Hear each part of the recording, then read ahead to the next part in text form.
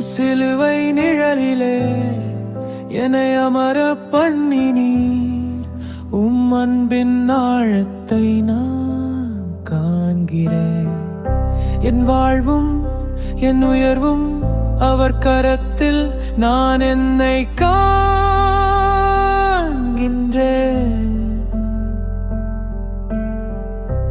உருவாக்கி வழிகாட்டும் தீபம் நான் என்றும் காண்கிறேன்.